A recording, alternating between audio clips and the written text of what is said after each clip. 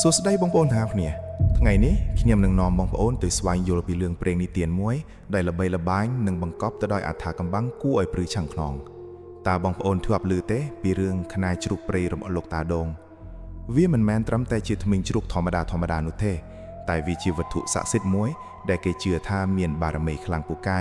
អាចការពារម្ចាស់ពីគ្រោះថ្នាក់បានហើយថែមទាំងអាចនាំលាភសំណាងទៀតផង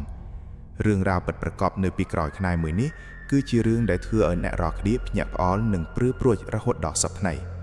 តើខ្នាយជ្រូកព្រៃនេះបានមកពីណាតើលោកតាដងជានរណា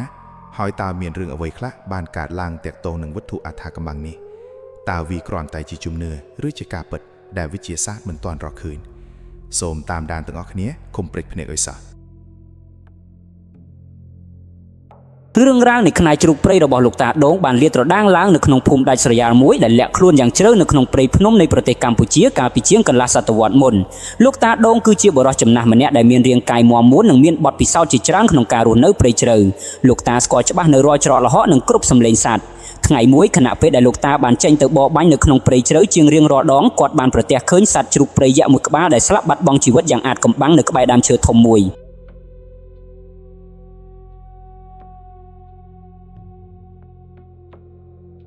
អ្វីដែលធ្វើឲ្យលោកតាភ្ញាក់ផ្អើលបំផុតនោះគឺទំហំដ៏ធំសម្បើមរបស់វា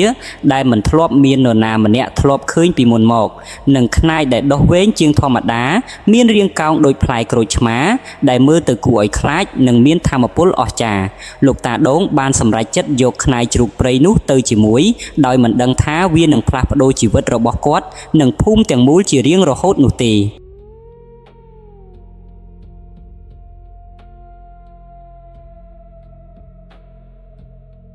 ខ្នាយជ្រូកព្រៃរបស់លោកតាដងមិនមែនជាខ្នាយធម្មតានោះទេវាមានទំហំធំជាងខ្នាយជ្រូកព្រៃដទៃទៀតជាច្រើនដងដែលអាចនិយាយបានថាជារបស់កម្រហើយមានរូបរាងកោងស្រួចដែលមានស្នាមប្រេះជាច្រើនបង្ហាញពីអាយុកាលដ៏ចំណាស់រាប់សិបឆ្នាំគេជឿថាខ្នាយនេះបានមកពីសត្វជ្រូកព្រៃបិសាចមួយក្បាលដែលរស់នៅយ៉ាងយូរអង្វែងនិងមានថាមពលដ៏មហិមាសន្ធិដ្ឋនៅក្នុងខ្លួនពណ៌របស់វាប្រែពីត្នោតចាស់ទៅជាខ្មៅរលោងនៅចុងដែលមើលទៅពិតជាគួរឲ្យខ្លាចប៉ុន្តែក៏ទាក់ទាញភ្នែកផងដែរ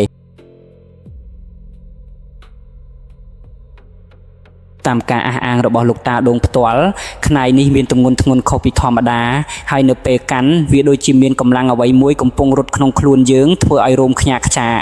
គេបាននិយាយតគ្នាថាពេលយប់ប្រហ័សគឺខ្នាយនេះតែងតែបញ្ចេញពន្លឺរាងច្បាស់ដែលជាសញ្ញានៃអំណាចបារមីរបស់វាហើយពេលខ្លះក៏មានក្លិនចម្លែកចេញពីវាទៀតផងតាមរឿងដំណាលតគ្នាខ្នាយជ្រូកព្រៃរបស់លោកតាដងមានអំណាចការពារម្ចាស់ពីគ្រោះថ្នាក់គ្រប់បែបយ៉ាងមានសាក្សីជាច្រើនបានរៀបរាប់ថាពេលណាដែលលោកតាដងកាន់ខ្នាយនេះជាប់នឹងខ្លួនគាត់ហាក់ដូចជាមានភាពអង់អាចក្លាហានមិនខ្លាចអ្វីទាំងអស់ហើយគ្រោះថ្នាក់ទាំងឡាយតែងតែជៀសឆ្ងាយមានម្ដងលោកតាបានជួបនឹងខ្លាធំមួយក្បាលដែលកំពុងប្រុងនឹងលោតមកខាំគាត់ទាំងកំរោលប៉ុន្តែស្រាប់តែខ្នាយនោះបានបញ្ចេញពន្លឺភ្លឺចិញ្ចាចរហូតធ្វើឲ្យខ្លានោះភ័យខ្លាចទន់ជើងរត់ចូលព្រៃបាត់ទៅអ្នកភូមិជាច្រើនក៏បានជឿថាខ្នាយនេះអាចការពារពួកគេពីខ្មោចព្រាយបិសាចអំពើអាបធ្មប់និងអំពើអាក្រក់ផ្សេងបានយ៉ាងពូកែពួកគេតែងតែមកសុំពរពីលោកតាដងមុនពេលទៅធ្វើការនៅក្នុងព្រៃដែលប្រឈមមុខនឹងគ្រោះថ្នាក់ឬមុនពេលធ្វើដំណើរទៅទីឆ្ងាយថាមពលអាចកំបាំងនេះហើយដែលធ្វើឲ្យខ្នាយជ្រូកព្រៃនេះក្លាយជារឿងនិទានដ៏ល្បីល្បាញក្នុងតំបន់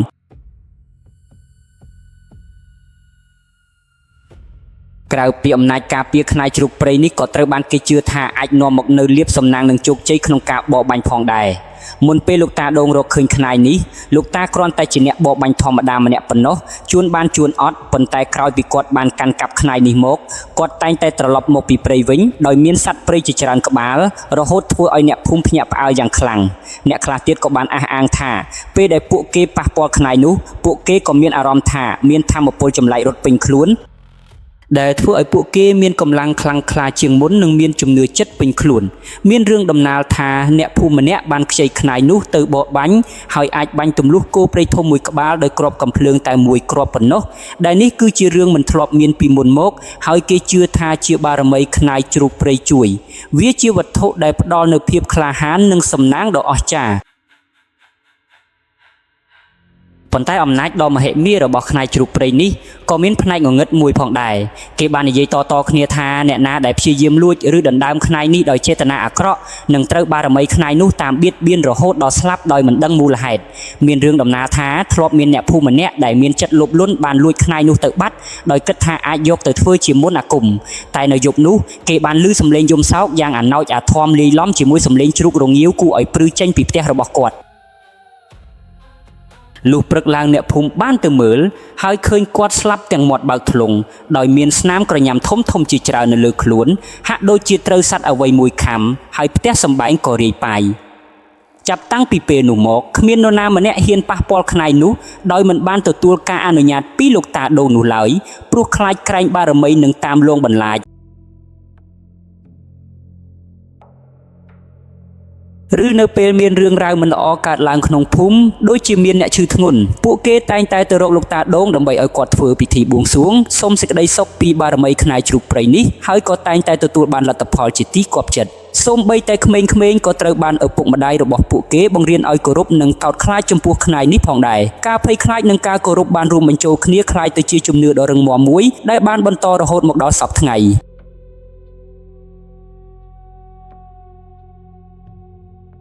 ជំនឿទៅលើខ្នាយជ្រូកព្រៃនេះបានចាក់ឫសយ៉ាងជ្រៅនៅក្នុងសង្គមអ្នកភូមិសម្រាប់ពួកគេខ្នាយនេះមិនមែនត្រឹមតែជាវត្ថុស័ក្តិសិទ្ធិនោះទេតែវាជាផ្នែកមួយនៃអត្តសញ្ញាណជំនឿនិងប្រវត្តិសាស្ត្ររបស់ពួកគេជឿថាខ្នាយនេះគឺជាចំណងតាក់ទងរវាងពិភពលោកមនុស្សនិងពិភពលោកអាថ៌កំបាំងដែលមើលមិនឃើញអាចទំនាក់ទំនងជាមួយវិញ្ញាណបានរៀងរាល់ពេលមានពិធីបុណ្យប្រពៃណីអ្នកខ្លះមកពីទីឆ្ងាយៗក៏បានធ្វើដំណើរមកដល់ភូមិនេះដើម្បីសុំមើលនិងគោរពបូជាខ្នាយជ្រូកព្រៃដ៏អាថ៌កំបាំងនេះផងដែរដើម្បីសុំសេចក្តីសុខនិងលាភសំណាងការផ្លាស់ប្ដូរជំនាន់នេះបានបង្ហាញឲ្យឃើញថាជំនឿទៅលើវត្ថុស័ក្តិសិទ្ធិមិនងាយនឹងរលាយបាត់ទៅណាឡើយវាគឺជាចំណែកមួយនៃអរិយធម៌និងប្រវត្តិសាស្ត្ររបស់ប្រជាជនខ្មែរដែលត្រូវបានចម្លងបន្តពីជំនាន់មួយទៅជំនាន់មួយដោយមិនងាករេ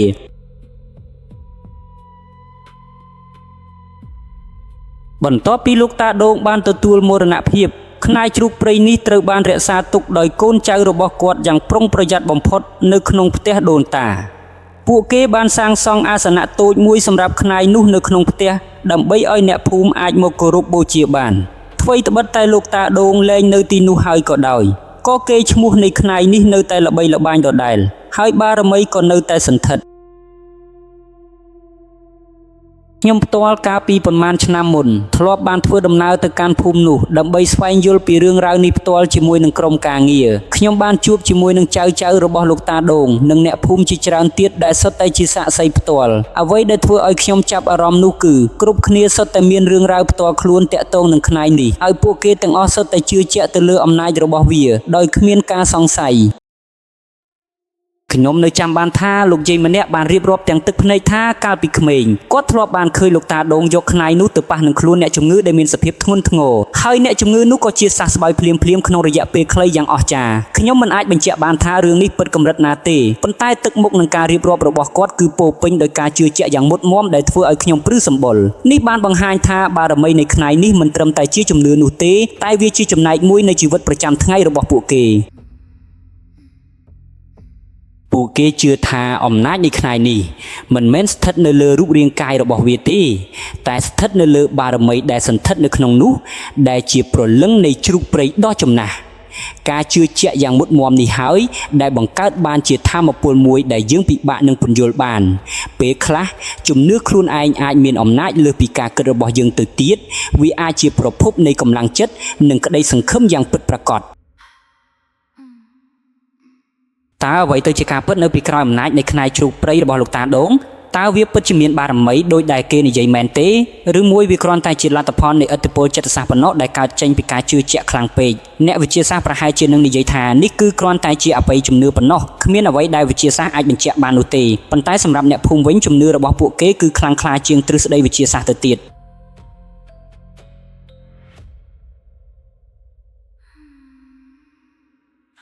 ចំនួនរវាងជំនឿបុរាណនិងវិទ្យាសាស្ត្រទំនើបគឺជារឿងដែលតែងតែកើតមានឡើងនៅគ្រប់ទីកន្លែង សម្រាប់ករណីខ្នាយជ្រូកព្រៃនេះអ្នកខ្លះអាចនិយាយថាវាគ្រាន់តែជាឆ្អឹងធម្មតាមួយប៉ុណ្ណោះដែលត្រូវបានមនុស្សប្រឌិតរឿងដើម្បីបង្កើនតម្លៃ